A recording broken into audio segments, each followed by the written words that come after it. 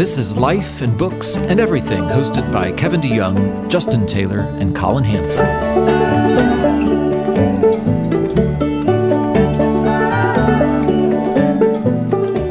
Greetings and salutations. Welcome back, our faithful listeners. I'm here as usual with Collin Hansen, resourceful Skywalker, and it says by my picture, hater of humanity. That's just all of the Kevin DeYoung statues have been thrown into the sea in the past week, and that's okay. They didn't look much like me anyways. Good to be with you guys. Let's just try to talk about something very non-controversial. Here's my question off the bat. Collin, you said this as an aside several episodes ago. I want to explore it with you. We all like sports. We talk about sports. You said sports didn't used to be so political. Yeah. And so left leaning, not leaning, just left. Right. So the ESPYs were last night. I didn't watch any of it. Even in a time when there's actual sports happening, Right. I don't watch the ESPYs because I figure the great thing about sports is you don't need an awards banquet. You play games to tell who the winner is. We don't need a red carpet. We don't need to get dressed up. You just decided who won it. So I didn't watch it, but at least two of the hosts were Megan Rapinoe, Sue Bird. So there was going to be celebration of LGBTQ and all sorts of things. So when did sports, how did this happen? Because it's not simply the case with sports, or at least ESPN, that it's just following the culture. You can say that now about Pride Month when Oreos and all these other products are just celebrating Rainbow Month. Just seems like the thing everybody should do. But some of these sporting organizations or events or agencies were not just following culture, but they were shaping culture in a certain way for certain reasons. When did that happen? How did that happen? Why did it happen? What are your thoughts, Collin? I was thinking about this weekend, actually, and I think our original American sport is politics. I think our country has been always absolutely enthralled with politics. I think you go back to the earliest days, the colonial days, and Kevin, this is where you're the expert, but I think there's just always been a pull in that direction to a certain extent, and culturally speaking, I think there's it's hard to resist that. And I think this is what the key was. The key was the switch to the internet.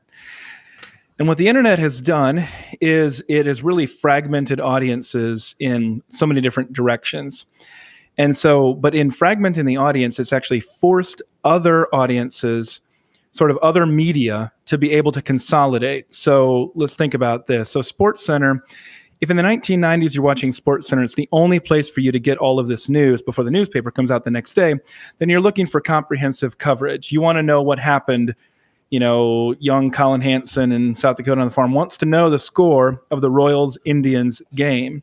And he's going to wait to watch, and he's going to be mad if he doesn't get to see highlights from his favorite team, the Royals. Well, of course, nobody would think this way anymore because you're watching the game live. You can get live highlights on Twitter. You can get it on your app. And then you can watch MLB Network, and they're going to do live break-ins and live games and things like that. So what it's done to the sort of broadcast media or big cable media is it's pushed them into sort of trying to get the largest audience segment possible. And so that's, for example, a reason why you see other sports like baseball fall away while the NFL rises. That's why you see like other teams fall, but then you see the Cowboys come. I think a turning point, at least in my viewership, was the obsession with Terrell Owens when he played for the Dallas Cowboys. It's like they just could not get enough. Collin, and then you also saw the rise in his sock. That's horrible. I know. The moment I remember, guys, do you remember when he did sit-ups in his driveway and it was broadcast live? I mean, I do that often. No one pays attention. Shirts off, everything. No cameras. That's right.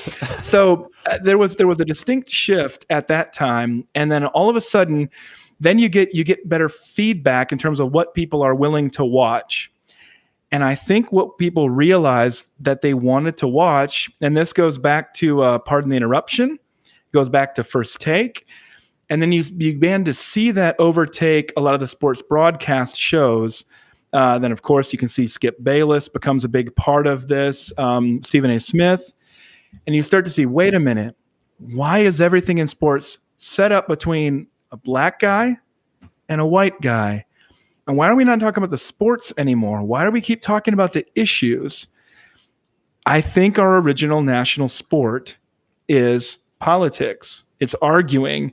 And I think that's why people watch Fox News. And so I could combine that with some views on journalism, because it's like the news writers, they've flipped completely. And Bill Simmons is one of them. And he has written about this. They've published on this, I think, at The Ringer, of how that's happened in the last 15 years. But I think the biggest change is that the internet fragmented markets and then forced consolidation around the sort of base approach, which is get people angry. That's what the most people want to watch. Go political. And that's true across all media platforms. If you have 3 networks, right, and you get your news for that half-hour time slot, now it was slanted to the left. It wasn't completely objective, but there was a sense of you had to appeal to middle of the road. You couldn't appeal to just a niche where nobody is getting a big market share. I mean, the most watched programs are in the millions, not in the tens of millions. Right. And so you don't have to appeal to a broad segment. And I think then part of it must be that those who, and this is the product of larger cultural trends, and Collin, you would talk about journalism, or just who gets into media, or who is, and then it becomes self-perpetuating, the sort of people like them who get in.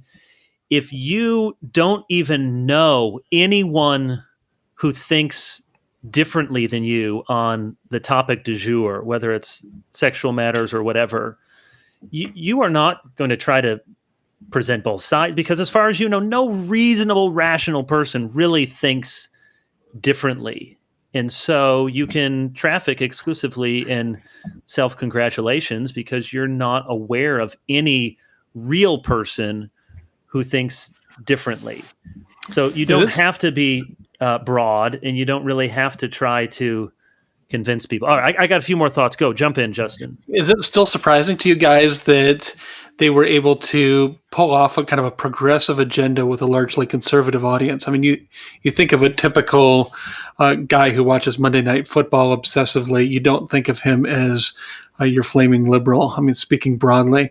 Are you guys still surprised, even given everything that you said, that the conservative audience basically stood with increasingly left-leaning reporters, journalists? But did they? So isn't that the whole point of the Kaepernick situation? So I think the only league that truly survived to stand astride our political divides was the NFL. So in the middle of this, baseball has continued a pretty long-standing decline. Baseball's audience is it's old, white, male, and so generally conservative. Golf is pretty similar.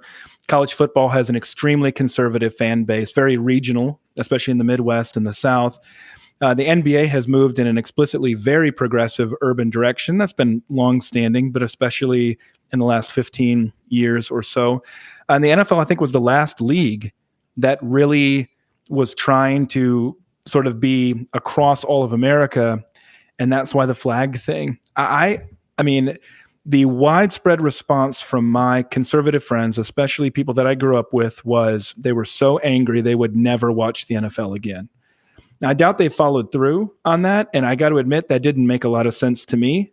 I didn't understand that, but I was really surprised that that was the way I saw a lot of fans respond. And we saw the ratings did dip that year, though the thought is the one reason they probably dipped is because of a lot of interest in the election, the 2016 election. It probably wasn't so much Kaepernick. It was that people were watching political entertainment instead.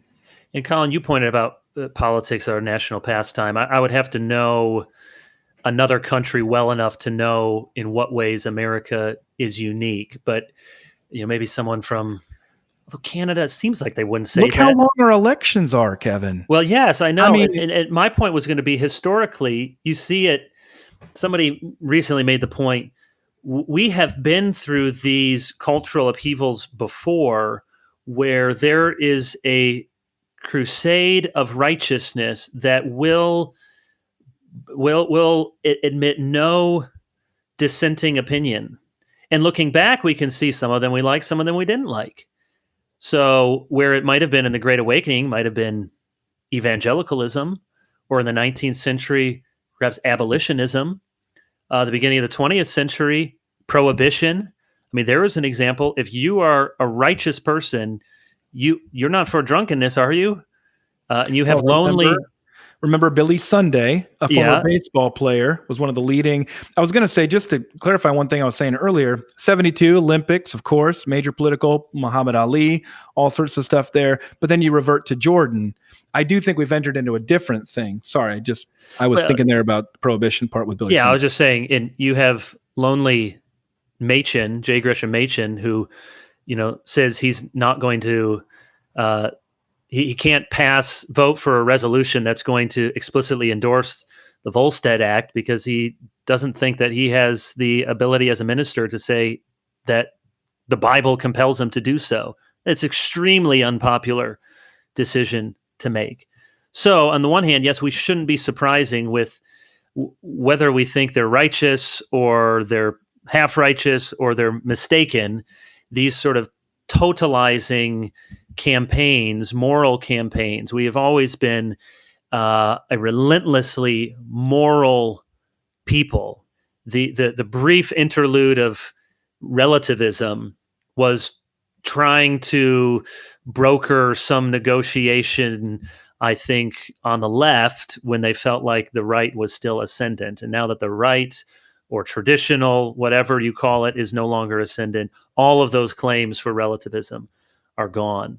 How do you guys calculate the issues? So just take that sports and ESPN in particular, fully behind. I mean, they were ahead of the curve in giving Bruce Jenner, calls himself Caitlyn Jenner, the Courage Award. Was that the year where they bought it, or where it was paid for in return for the ABC News exclusive? There were 2 years back to back where somebody won the Arthur Ashe Courage Award for being LGBTQ, and I think one of them was, maybe it was that year, they had to give the award in exchange for the interview, if I remember correctly. So why that issue? Why do the liberal elites, and it sounds like I'm going on a rant here, but I don't use that redundantly, but why would those media outlets, sports in particular, gravitate toward that constellation of issues in wanting to champion their version of the good, the righteous, and the beautiful? Why not something else? How do you make sense of it, Justin? I really don't know. The only thing that comes immediately to mind is the issue of the hour. That's the leading edge of what is progressive and right, and whatever the opposite of being a Neanderthal is, to be an enlightened person in the 21st century, to be free of bigotry and prejudice and free from animus and hatred of humanity. This is the place that you have to land. And what's especially striking is what a worldview of contradictions it is. I mean, if anybody should be pushing back against transgenderism, it should be people in sex-specific sports. The WNBA should be flatly against transgenderism if there's any sort of logical consistency and coherence to a worldview. But of course, it's not. So, sociologically, I don't know the answer to the question. Theologically, I mean, that's at the heart of who we are when we're in rebellion against God, when we don't have a transcendent God above and we don't have a functioning anthropology. that understands the goodness of God's design, we just end up in a mess of absolute contradiction that makes no sense, but everybody thinks it's absolutely correct. So again, sociologically, I don't understand it. And people smarter than me can put those pieces together. Theologically, I guess it makes a bit more sense. That's good. Colin, are you the smarter person to put No. these together? No, Yes. definitely not. Yes. I will. What I will say, and I mean, you could apply a little bit of economic analysis to say the obvious, which is they wouldn't do it unless it made them money. Yeah. So at some level, the success of the gay rights movement is tied to the fact that they have convinced corporate America that the only way to be able to make the most amount of money is by going all in, which is why we see all the logos and rainbows this year. I was actually reading an article at Wheaton, Illinois. Now, most of the businesses, or many businesses or something like that, now have gay pride flags out front for Pride Month, which obviously is a big shift from 5 years ago, let alone 10 years ago or 20 years ago there. So at some level, I mean, it suits capitalism to do so.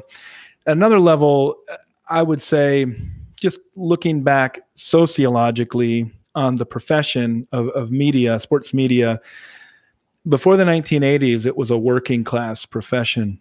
You didn't go to college to write about sports. Since the 1980s, you do. And you go to certain schools that will remain unnamed, and they're, private liberal universities, and these are the kinds of graduates that they produce. And so I think also at some level, journalism and broadcasting, broadly speaking, since the 1970s, so that would kind of fit within my paradigm here. And well, I mean, it goes back early into the muckraking period, the early 20th century, but I think sports is seen as being trite compared to the big issues of our day. And so I think there's an inferiority complex that comes with sports broadcasters and journalists that says, if I really want to be doing something important with my life, I need to see sports as a kind of utility toward accomplishing that end of social justice. And so I think all of that has made for a pretty profound change. But again, and let me give a contemporary example on this. This works in multiple directions, in multiple ways, both negative and positive. There's not only a negative to this.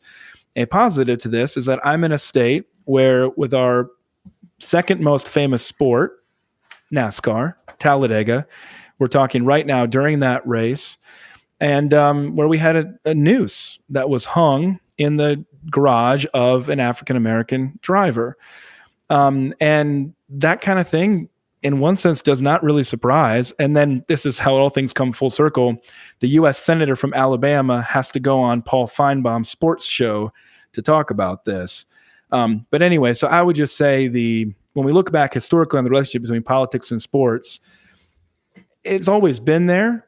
I think it's accelerated. A lot of it is bad, but some of it is good, because I sure am glad that people are speaking up, including journalists, and they're not saying, hey, we don't talk about politics when it comes to hanging nooses in black drivers' garages with NASCAR. So mixed bag for me. Right. No, I agree. It is a mixed bag. This would be my quick three-pronged theory, not just for sports, but just the advocacy for LGBT in particular, but could be other sort of social justice issues. I think, one, we live in a country and in a time where it can seem as if suffering is unusual. That is, we are not surrounded. There's all sorts of examples, of course. We all have bad things in our life, but I mean, children aren't dying all the time. Women don't usually pass away in childbirth. We all have stories of cancer in our lives and our families. But I mean, in a historical sense, the sort of grinding poverty that most people have lived in, that's not how most of us are living. The sort of things that would cut you off at the knees in early age, we're not having lifespans to the 80s. So, one, you live in a time where suffering then is not what is to be expected. It's unusual. So second prong, therefore, is those occasions of exquisite suffering, genuine at times, perceived at other times, get our attention. And so I think the matrix, though nobody is spelling it out like this in a kind of syllogism, when it comes to what sort of things do we think we can safely promote, parade, I think it has to be someone or something that involves suffering or victimhood. And again, it could be genuine. You see it. My family watches American Ninja Warrior. You show most of those people. There's some story of suffering. Their dad died. The Olympics. Tom Rinaldi, one of my favorites. Every college game day. So it's Jonathan Haidt's moral matrix that it's suffering, and in particular, it's oppression harm. And harm. Yep. So suffering is unusual. So we gravitate toward these stories of suffering. Then seem unusual, and on the good side, we're particularly compassionate to them. On the more cynical side, we could say that we find that there's great virtue in platforming them. But then there's the third component, because it isn't that all kinds of suffering. I mean, you're not going to see the ESPYs talk about, the cake maker who lost his job. Right. So it's suffering that is either at the agent of the suffering is either faceless or the culturally repugnant other. So this is where sports, we'll see if this changes in the years ahead, has been for the last years, very traditional when it comes to the military, very supportive, the flyovers, the big unfurling of the flag. Of course, Colin Kaepernick has changed the dynamic of that. Often paid for by the military. Paid for by the military. As a recruiting tool.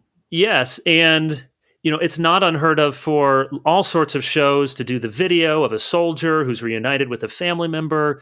But it's not the soldier, as a warrior, it's as a sufferer. And that's okay, because it's rather nameless, faceless. So it either must be, they suffer from cancer, they're away from their family in the military, or the suffering comes at the hand of the culturally repugnant other, which is why you're likely not to see some big campaign for the Uyghurs in China. That's going to cost the NBA some money if they do that. Or there's a face to it that's sort of, that's not supposed to be the team that we're against, or if Muslims were the perpetrators of some oppression. But if it's seen to come from Christians, from conservatives, in some circles from Jews, from anyone who is considered to be the out group from our group. So you get those three factors, and I think it goes through, and it makes sense that, of course, we would promote and celebrate this, and it feels like we have nothing to lose, and we only have to gain. And maybe there's a genuine sense of compassion and care about the issues, but it may just be a way to thumb our fingers in someone else's eye. I mean, that's a lot of what goes on. It's both the right and the left, but performative pieces that are ways of making a point that show the moral inferiority of the other side. Yeah, I think you're exactly right, Kevin. I think I vote for you as the smart one of the group. Well, I knew I was going to ask the question. Yeah, I agree. It still seems to me, with all of that said, which I think is absolutely spot on and really insightful, it still seems to me like something that's fundamentally abstract, like easily approved in theory, harder in practice. It's one thing for Bruce Jenner, who's this older retired guy. I don't know how fast he can even run the mile. Another thing if LeBron announced that he's transitioning and joining the WNBA and wants to give it a shot, see if he can make it in the women's league. I mean, what would happen in that kind of scenario? To me, it still feels like it's this thing that feels great to affirm in theory, but when you actually get down to it, and a man can break every woman's record and dominate a sport, I don't know what would happen in that kind of thought experiment. So Collin, this ties in with this discussion, but transitioning just a bit. How does the news make us dumb? I've written about that before. Joe Carter's written about it. Maybe you guys have too. There was a book by John Somerville, How the News Makes Us Dumb. IVP published it back in 1999. All the examples of the news would be woefully out of date, which sort of proves his point, because that's one of the points in the book is you read something in the paper, online, you think, I'm up to date. I know what's going on in the world. You come back 6 days later, let alone 6 months later, most of it is, what? Why were we talking about that again? And this plays into our current cultural upheaval and tensions, and why real episodes of injustice turn into massive cultural conflagrations with real world consequences. What role does the news play in that, and how are we susceptible to it as Christians? What do you think, Collin? Well, if people are not familiar with the concept of pseudo events, I would encourage them to look up Joe Carter's writing on this for the Gospel Coalition, as well as elsewhere. It's one thing that we try to avoid at TGC, though a lot of times we get sucked into it just like everybody else because it's the thing that people want to talk about. But I don't know if I'd say the vast majority, but like a lot of the things that you encounter in the news simply are only it's like the Kardashians. Well, I guess we're just going to talk all about Bruce Jenner and the Kardashians apparently today. They're famous because they're famous for being famous. It's news because it's news. There's no actual connection to it. There's no there's no there. There's no connection to what is going on in your life. I think if I wanted to borrow from Ross Douthat here, I would say at some level it's a sign of decadence. It's a sign of affluence. It's a sign of leisure that we have enough time that we can engage in these kinds of pursuits of endless discussion about things that sometimes they definitely do matter, and oftentimes they don't. You cannot really explain how they do. And so the concept of a pseudo event is something that's, I mean, for an example, it would be, I don't know if you guys saw this Washington Post piece recently where they were talking about a blackface costume from several years ago that was not intended to be offensive, but of course it was blackface, so it was offensive. Led to a big problem at the party and apologies all over the place and people storming out. Again, a collection of Washington Post reporters. So anyway, in this major newspaper, then recirculated, I think it was 3 years later, I think the journalist says something like, recently surfaced this. And you're like, well, wait a minute. Who recently surfaced this? Right. You did. Yeah. By writing about it right now. So there's also a this is funny Supreme Court law for journalists, but it goes back to New York Times. You're gonna v. laugh? Sullivan. This is gonna be funny. No, well, you can lie about any public figure in the United States if that person's a public figure in print. It's constitutionally protected to lie about them. You can make stuff up. That's why we have tabloids and things like that. It's very difficult to sue successfully in the United States. Different in Britain, but it's different here. But here's the thing. How does somebody become a public figure? Because you write about them. So it's a catch-22 for people. You write about them to make them a public figure. Then you can say what you want about them because now they're a public figure. That's the way our media works. And so pseudo events are similar to that. I'm talking about this because, and I think just one, because I'm talking about it, I think there's one thing just to keep in mind that, and I say this all the time with breaking news, cable news, wherever else you're looking, they have to fill the time broadcast. So whether nothing happens that day or the whole world is up in flames, it's going to be the same amount of time that they have to fill for their show. So if there's no news, they'll make it up. And not only amount of time, but they have to speak in such a way that keeps you on the hook. To keep you coming on the back hook. after this break. Which you can feel despite your knowledge and your best attempts, you feel your pulse starting to race, and you think, well, I have to find that out. That's going to change everything, and I can't believe this would happen.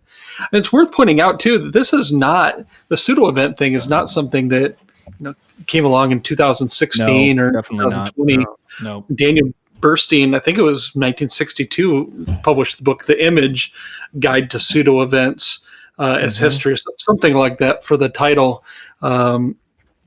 Speaking politically about America and identifying that, coining at least that terminology of pseudo events. I mean, that's nearly 60 years ago now. Yeah. And think about how much the news, whether it's mainstream papers or just your social media feed, convinces us that we know what's going on. This is one of the brilliant things about Somerville's book. He says, okay, you're gonna say, well, if I don't pay attention to the news, I won't know what's going on. And he says, you don't know what's going on.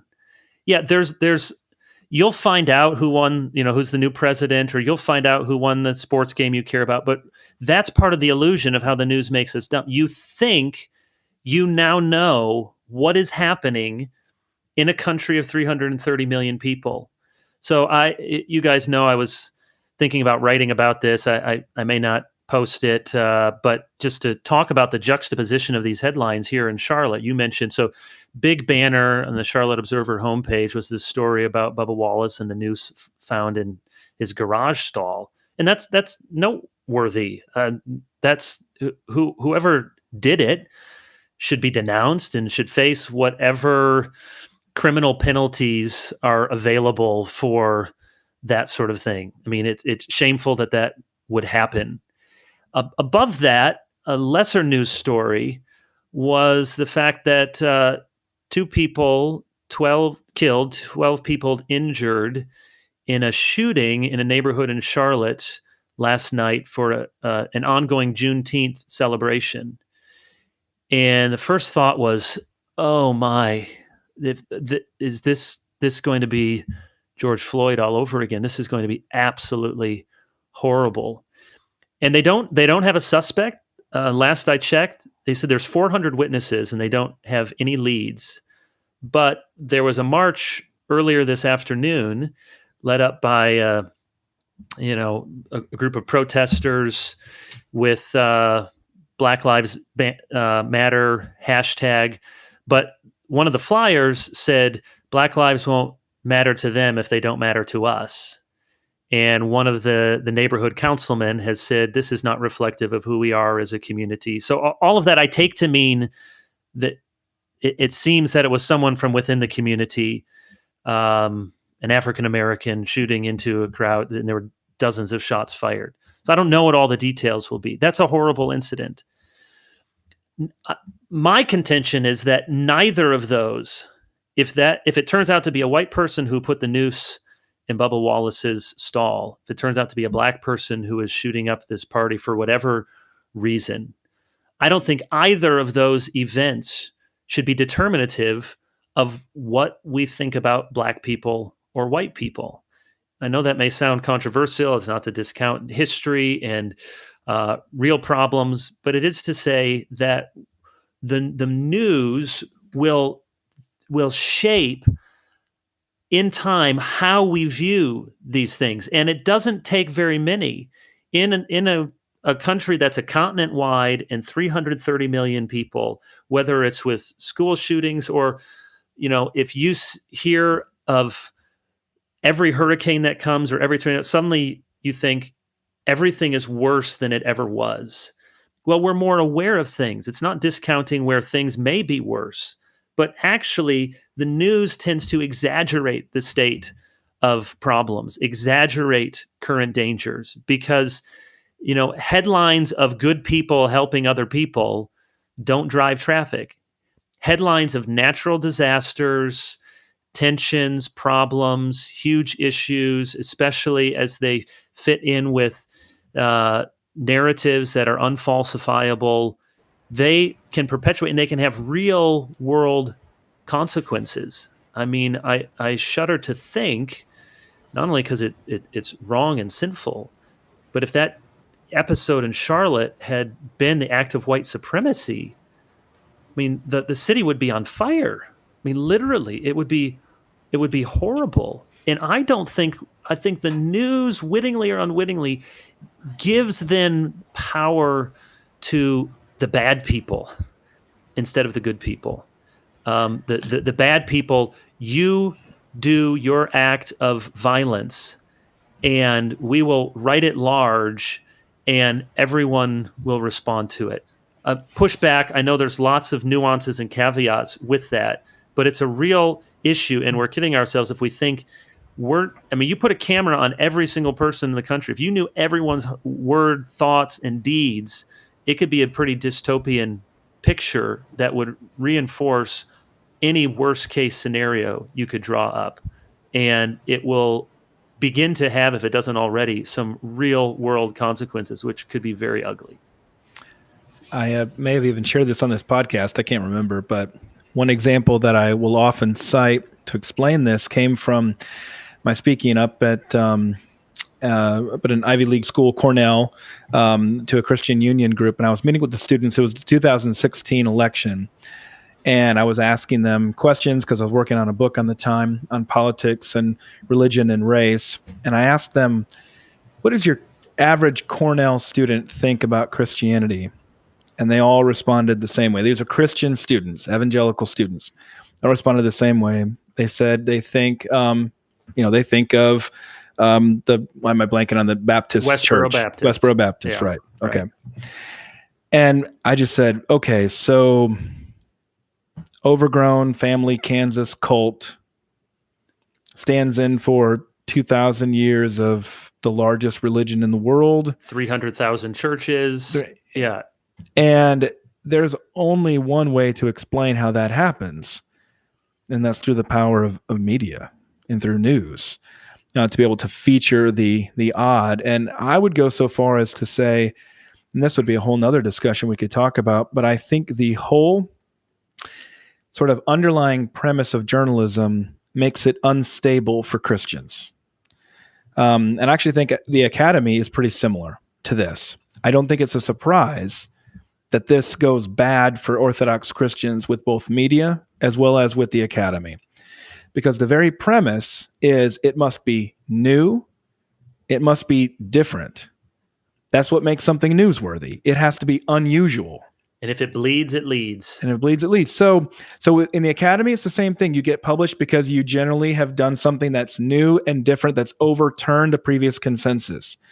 I think we undersell that the very professional premises that we buy into are very difficult to hold for Orthodox Christians in a stable way. Justin, I don't know if you have any thoughts on that. I'm interested in a whole different controversial topic there, but I think it's connected to what Kevin's talking about.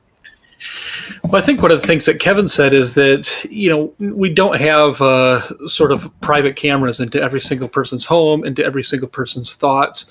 And even if we did, how could you process all of that information, millions of people, right? So it seems like there's only two recourses, broadly speaking. The two extremes are you get all of your knowledge by anecdote, or you get all of your knowledge by statistics.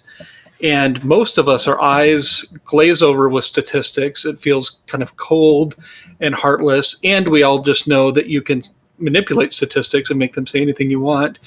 And then on the other hand, if you're just relying on anecdote, like most of us live in just one city, we're not cosmopolitan travelers. We don't know hundreds of thousands of people. We know hundreds of people at most.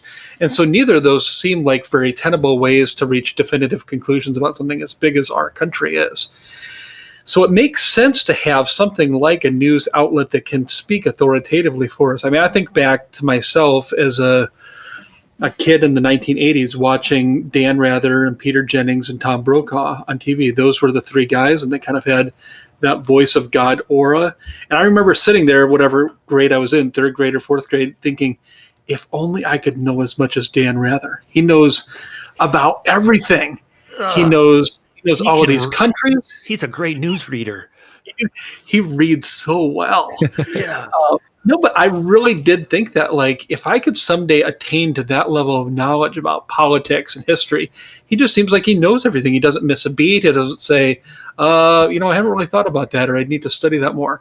There really is a voice of God aura that comes with journalism. And I think at some level it feels reasonable. here's somebody who has the resources to go out and ask lots of people. They have the resources to go and ask the very best experts. They write better than I do. They're smarter than I am. They're better educated than I am. They can put all of these things together and tell me the way things really are. And of course, now news has become so partisan that you can choose, even if you know that intellectually that, there's good guys and bad guys, now you can choose just the good guys. You only watch your Fox News. You only watch your MSN. BC News, and it's deeply problematic. I wish that there was a place for good journalism, because theoretically it should play a really vital role in our republic, and I think it still can. But the way in which we can be manipulated of what are the issues you should care about, how should they be framed, it just feels really problematic. And Collin knows this better than anyone. I mean, really good journalism takes a long time. It's a lot of work. I mean, when did that article come out about the Malaysian Air? Oh, yeah. That thing was amazing. I think it was a he who wrote it.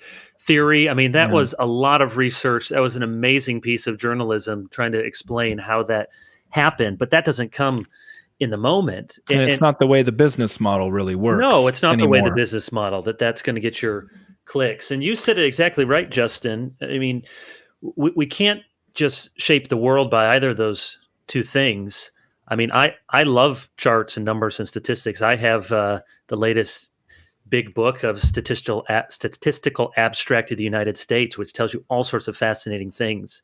And I think we ought to have that sort of bird's eye view to make sense of the anecdotes. And yet you can't pastor people by statistics. And all of us, every single one of us, we can't help. We're generalizing creatures. We have to make sense of the world that we live in. And so we base a lot of that upon what we see and what our experiences have been.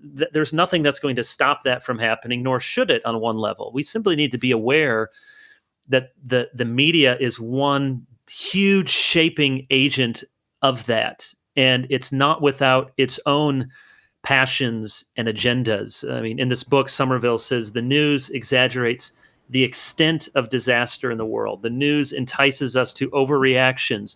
The news overemphasizes the role that government plays in our lives. Because think about how much of the news is about politics.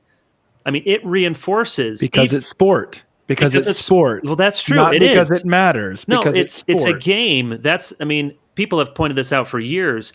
Most of the post-debate commentary for presidential debates are about, who won, how'd they do, who looked this. Most of the commentary on the campaign itself are horse race issues, who's up, who's down. It's covered like a sport.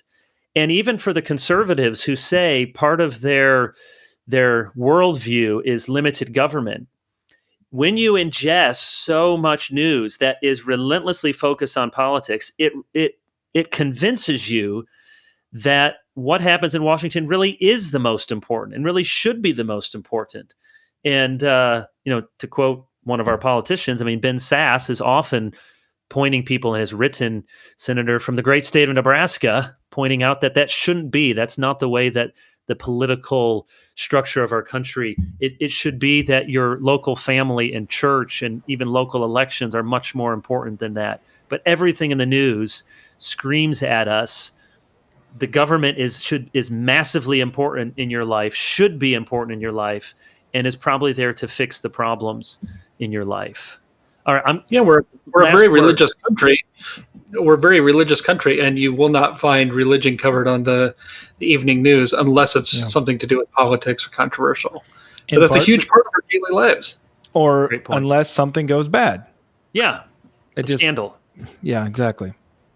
Kevin, does the Factfulness book talk about news, or is it not focused on that? I just ordered the book today, but I haven't read it yet. Hans Rosling's. Yeah, I've read about it. I haven't read Factfulness either. I'm the only one I think who's read that one. I read Greg Easterbook's book from a year or two ago about same kind of idea on, what's the title though? Why everything is getting better, though it doesn't seem like it, is the big idea of the book. Does Factfulness talk about media, Collin? Yeah, I can't remember the specifics there, but again, what I want to reiterate is that no matter how much better things get, news media, with the way it's set up, will continue to portray things as bad and getting worse. It's the entire foundational premise to news judgment. And at one level, it's kind of Christian, and as you imagine, it's like an eagerness for the coming of the kingdom of Christ, and an impatience with this world as it is. But that's probably being overly generous. I think at some level, it's just, we tend to be, I talk about this all the time, and this is in a book that I'm working on now.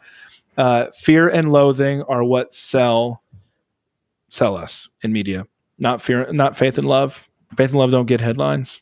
So as we transition to a cheerier topic, our last topic, but I want to spend some time here because this is a fun question for you about books. We've all got the question, what book would you bring with you if you're stranded on a deserted island? I want to nuance that a little bit. Okay. You guys get 5 books. The Bible's already there. In fact, Justin, it's a really robust ESV study Bible. And in fact, maybe we'll make it an ESV interlinear. So you already have Greek and Hebrew there. Okay. So you got a Bible, and let's not say an island, whatever your preferred. If it's an island, if it's a chateau in the mountains, this is not punishment, and they're not there forever. So you don't have to bring the shipmaker's guide or how to build radios out of coconuts. You're going to be there 6 months. You're marooned. You're locked away for 6 months. We'll make it somewhat enjoyable. Enjoyable. You can have some food provided for you. In fact, it's not solitary confinement. You get to see your family from time to time. Okay, so we're making this a good case scenario. But you're away for 6 months. You got a Bible. You got all this time. You have no obligations, no responsibilities. You're going to read and train for triathlons, no doubt. What 5 books are you bringing with you? And will allow that. If it's a multi-volume, they just couldn't really print the whole book in one binding. We'll let you bring that, but you can't bring a set. You can't bring the complete works of John Owen and count that as one book. So rather than do 5 at a time, let's go around. Okay, like a draft. We're gonna do well. Okay, so here's mine. My first one is actually very easy. I had to think hard about the other ones, but I would bring a hymnal. Oh, that's a good one. I would bring the Trinity hymnal. I wasn't thinking that. It has the Westminster Confession and Catechisms in there. I thought it was going to be the minutes of the Westminster Assembly. Well, I did think about that, actually. Thank you. But a hymnal, I'm going to want to sing. That's going to nourish my soul. So whenever people ask me that question, it's easy. The first one is a hymnal. Collin, what's your first pick in the marooned book draft? Okay, well, just because you started out on a very pious note, and most of mine are not that way, then I'll continue in that theme. The Letters of John Newton. I want to be like John Newton when I grow up in Christ. That stirs my soul right there. So after hymns, John Newton. But again, that's going to be the last of my pious picks. Okay, Justin. Do we have Logos Bible software, or do we No, can't do no, that? don't have. You don't have a computer. You don't have access to the internet or Bible software. Andy Nasilli would kill this question with his He would. 20,000 books on a laptop. Mine. I'm not as pious as you guys, I guess. The City of God by Augustine. Wait, did you just make that up? Did you feel like you had to say that? Or you were going to say City of God. You couldn't bring all of Oliver O'Donovan's works or Michael Oakeshott or somebody or. Okay, City of God. That was actually on my short list of possibilities. In Latin. In Latin. City of God. That's 2 volumes. I guess it's 1 volume. Is it 10 volumes?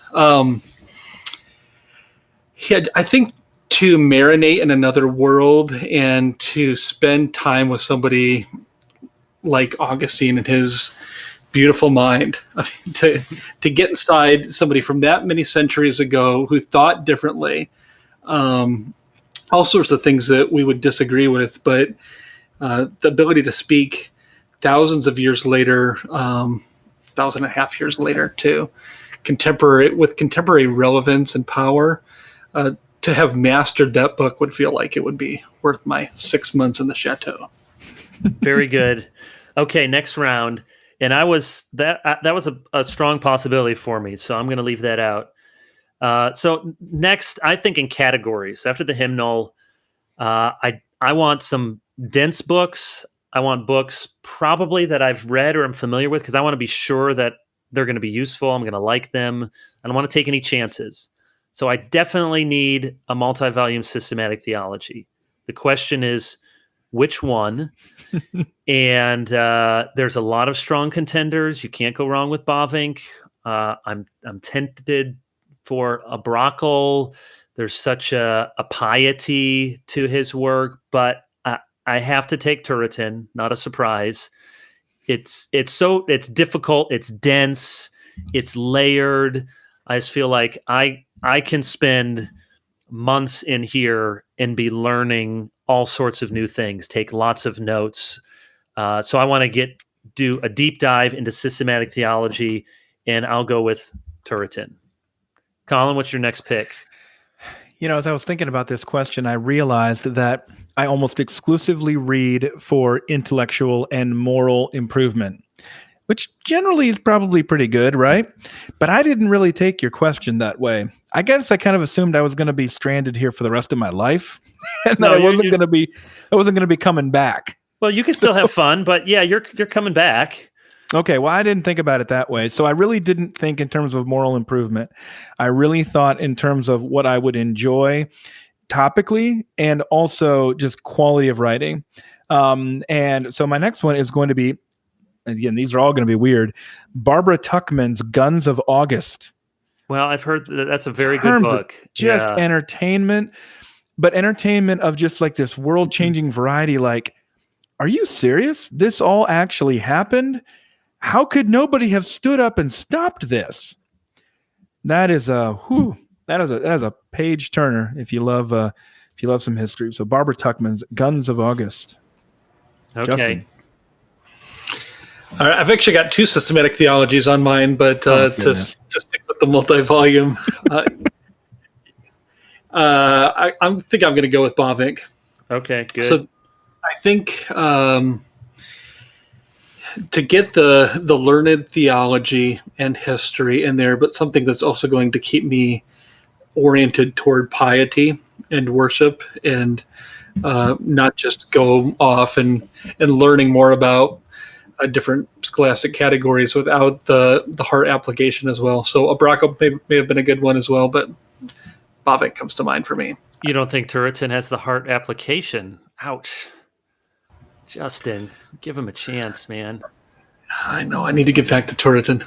Yeah, no, I understand. Bavinck, I will not complain with that choice at all. You have it memorized, though, don't you, Turretin? Don't you do catechetical instruction yes, with your I do. Large parts, not in Latin yet. Okay, round 3. Books on our mountain chateau. I'm still needling through some options here, but another category.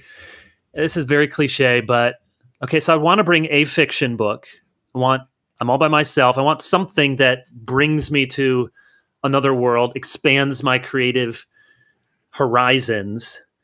Justin, if we had more time, or Collin, if we had more time, I'd let you try to convince me of, something by Dostoevsky or some, classic piece of Russian literature. Or I didn't even include any of that. Or my wife would have me bring Middlemarch, but I just want to know that I'm going to like it. So I'm going to bring Lord of the Rings, and it's going to be good. It's going to be familiar, but it's going to be uplifting. It's going to bring me to a place.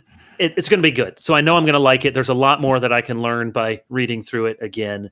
So there you go, Lord of the Rings. If there were maybe the complete works of P.G. Wodehouse, maybe I'd try to put them all together, but just one book will do Lord of the Rings. All right, Collin. I just don't know. I'm just glad you guys include me in this podcast, having never read any of Bavinck or Lord of the Rings. Yeah. Thank you for that. I'm going to go. I got two more. I got two fiction here. So I'm going to go with one of Kevin's least favorite. I'm going to go with Wendell Berry, Memory of Old Jack. collection of short stories there. I'd miss home. I'd miss my friends. So You'd be I would living the want- agrarian dream somewhere. I would be. No, I would just, Wendellberry is appropriately described as an agrarian, but having grown up on a farm, that kind of cured me of agrarianism. So I really, what I'm always drawn to with Barry is his depiction of community and personalities. And I would miss people. So memory of old Jack Wendellberry. Justin, on to you. Oh, sticking with the fiction, I had Lord of the Rings down as well. And for a different reason than Kevin, I have not read it either. I've read The Hobbit out loud to our kids, and I'm Tim Keller would say I'm a very bad Christian. Tim has read it like 50 times more than I have. But to get immersed into an imaginative world and to know that work as well as one could would be worth it, I think. Yeah, that'd be You good. can actually do that in real life too, but Yeah. Okay, now You could read those books, Justin. you could. All right, we got 2 more books to bring. This is where I'm uncertain, but I want a category, something history.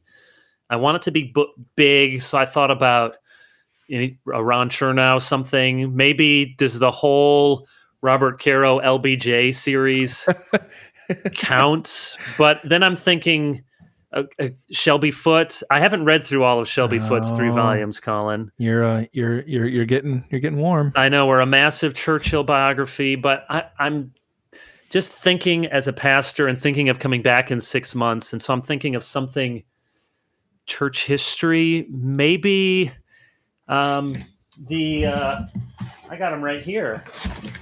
The those volumes. I know. special by appearance. Nick Needham.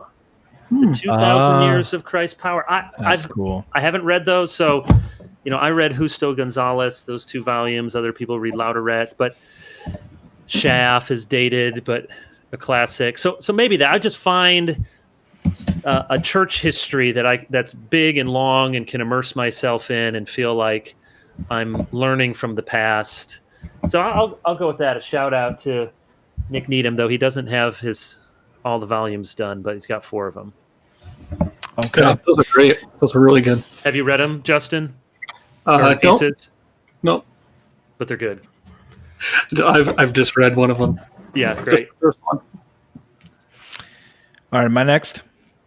Yes. Okay, I'm continuing. I'll stick with your theme there. I'll go with Shelby Foote, and I'll go with Volume 2. If you could have given me the whole thing, that's fine. But it's in a slipcover, Yeah, that's true. I'll go with Volume 2, though, Fredericksburg to Meridian, mainly because it includes Stars in Their Courses, which is on the Gettysburg Campaign. And as I always say about Shelby Foote, it's not because every historian agrees with him. It's not because, I don't know. I was just thinking about this a lot over the weekend of how history disabuses us of so many different notions that would be so helpful and comforting to us today. Like if we knew more history, we'd be more comforted today because we'd realize that what we thought we knew about the past was wrong. And Foote is so great about just taking you into the drama of history. And so can't beat him when it comes to a dramatic look at history. And again, I was thinking entertainment, so that is entertaining to me. Justin. I'm going to make Kevin happy with this one.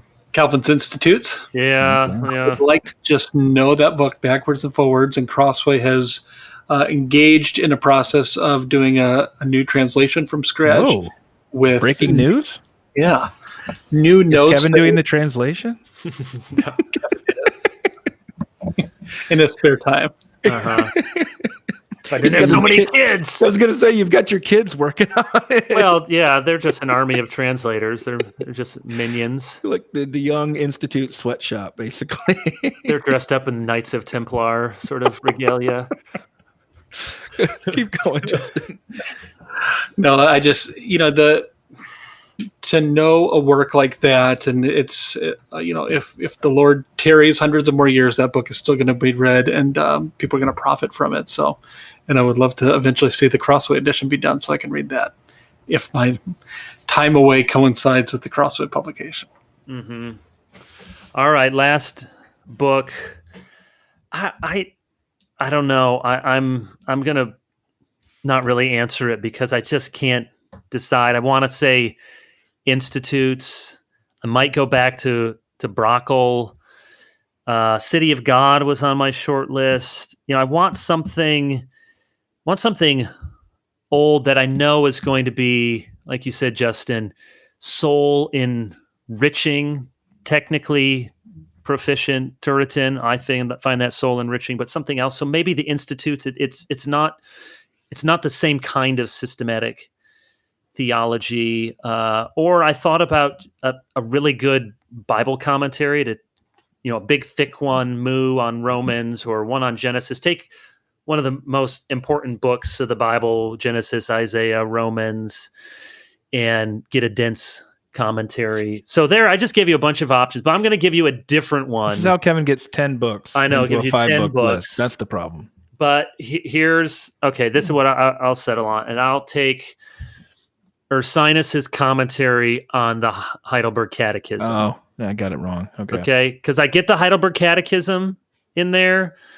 I get theology. I get the heart and the warmth of it. So Institutes or Ursinus commentary on the Catechism. Collin, what do you got for your last one? Continuing in my theme of zigging as you guys zag, I'm going to go with Volume 2, The Immigrant Series, Wilhelm Moberg's book, Unto a Good Land, story of the Swedish immigration to Minnesota. You know what else I was going to pick? I got a 900-page book called Dutch Chicago. It's about all the Dutch settlers in Chicago. So I'll see your Swedish farmhand. I would enjoy that. I would enjoy reading that history. It's a great book, actually. Okay, so go on. I just think that just going back to imagine what that experience was like for people who had never been more than a few miles away from home, to cross an ocean, to go into a major city, to go on a train across the country into the woods, on the frontier, Native Americans, all that sort of stuff, and try to make a life for yourself. It's no wonder it's dramatic, and that's what I would enjoy reading. Unto a Good Land, but it's part of the Immigrants series published by the Minnesota Historical Society. I'm sure it's very good. It sounds like the sort of book if it's a novel again, not a nonfiction. If Andy Dufresne had tried to put that in the Shawshank prison, he would have been killed. I just think Morgan Freeman would have killed him. I thought of some better books, but no, it's great. Anyway, I appreciate your friendship. Okay, go ahead, Justin. Well, this is an aside. Well, I had Ligon at a church years ago and doing an interview with him, and I asked him, his favorite book. Oh man, I have it and I was expecting, Calvin something, and it was something like the Green Hills of South Carolina or some sort of book. And I just went, A History of Clemson Football. Yeah. I was like, really? And he was waxing on about, and then Mel, his brother, sent me a copy of the book later, I think. And if you want all things South Carolina history. So I appreciate the rootedness there. Nice. Okay. Sounds like you enjoyed that gift from Mel. I did, Mel. If you're listening to this, it's got a place of honor deep in the shelves. Justin, you gotta bring us home. Yeah, I think probably Kevin's book, DeYoung, Restless and Reformed. That book is evergreen. Never goes out of date, out of style. So I'm going to cheat on my final answer and say a book that actually doesn't exist, but the collected writings of David Pallison. I think I was just reading an essay from one of David's books this morning on something I'm kind of struggling with personally. And every single time you open up David's writing, I mean, he was not a prolific book author. He wasn't even a prolific essayist. But when he would write an essay, and it might take him several months to complete, it's full of Bible, it's full of wisdom, it's full of insight, it's compassionate, it's courageous. So I don't even think of him first in terms of kind of the counseling wars, but as a student of scripture and application.